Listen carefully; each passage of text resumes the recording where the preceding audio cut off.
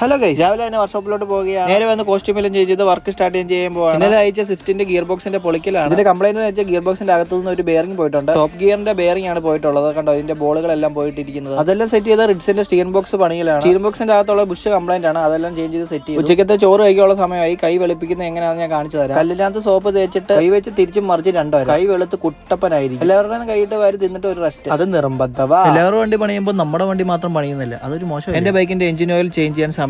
ഞാൻ എപ്പോഴും ചേഞ്ച് ചെയ്യുന്ന ടൈം എന്ന് വെച്ചാൽ 2500 കിലോമീറ്റർ ആണ് ചേഞ്ച് ചെയ്യുന്നത്. എന്റെ ബൈക്കിന്റെ കിലോമീറ്റർ എത്രയാണെന്ന് വെച്ചാൽ നിങ്ങൾ ഞെട്ടും. 1,22,725 അത്രയും കിലോമീറ്റർ നമ്മൾ സഞ്ചരിച്ചിട്ടുണ്ട്. അതിനുശേഷം ചായ കുടിക്കാൻ സമയമായി. ഞാൻ മാത്രമല്ല, നമ്മുടെ ബിനോയ് മോനും അജാസിക്കയും ചൂട് ചായ കുടിച്ചുകൊണ്ട് ആൾട്ടോയുടെ ഗിയർ ബോക്സ് സെറ്റ് ചെയ്യുക. അതിനുശേഷം ഞാനും അജാസിക്കും കൂടെ വണ്ടി ഓടിച്ച് നോക്കാൻ പോകുന്നു. അതിനുശേഷം രാത്രിയിൽ വർക്ക് എന്ന് വെച്ചാൽ ആൾട്ടോയുടെ എഞ്ചിൻ ഓയിൽ ചേഞ്ച് ഉണ്ടായിരുന്നു. അതിനുശേഷം നമ്മുടെ സ്വന്തം ബൈക്കിന് എഞ്ചിൻ ഓയിൽ ഒഴിക്കുന്നു. ഈ തവണ കാസ്ട്രോളിന്റെ 1030 നമ്മൾ ഒഴിക്കുന്നത്. വേസ്റ്റ് ഒന്നും പുഴകൾ കൊണ്ടുവന്ന് കളയൊന്നും ചെയ്യത്തില്ല. ഒരു സൈഡിലിട്ട് എല്ലാം കത്തിച്ച് കളയും, അത്രേ ഉള്ളൂ. കൈ കഴുകുന്ന പോലെ നമ്മുടെ ചെരുപ്പ് വൃത്തിയായിട്ടിരിക്കണം. അതുകൊണ്ട് ഞാൻ ചെരുപ്പും നമ്മൾ കല്ലയിട്ട് രണ്ടോരോ ഒരിക്കും. അതിനുശേഷം നമ്മൾ പിള്ളേരെ കൊണ്ട് മന്തി കഴിക്കാനാണ് വന്നിരിക്കുന്നത്. ഈ സൂപ്പ് കുടിക്കുമ്പോൾ തന്നെ അറിയാം എവിടെ വന്നിരിക്കുന്നത് വെച്ചാൽ അടൂരിലെ തപാനിലാണ്. ശേഷം നമ്മുടെ മന്തി വന്നത് അജാസിക്ക് ചെസ്റ്റ് പീസ് കിട്ടിയില്ലെന്ന് വെച്ചാൽ നല്ല വിഷമത്തിൽ ഇരിക്കുകയാണ്. ഒരു ഭംഗിക്ക് വേണ്ടി ഒരു നാരങ്ങോളം കൂടി ഞങ്ങളെല്ലാവരും വീട്ടിൽ പോയാണ്. അനന്തൂന് എന്തോ നിങ്ങളോട് പറയാനുണ്ട്.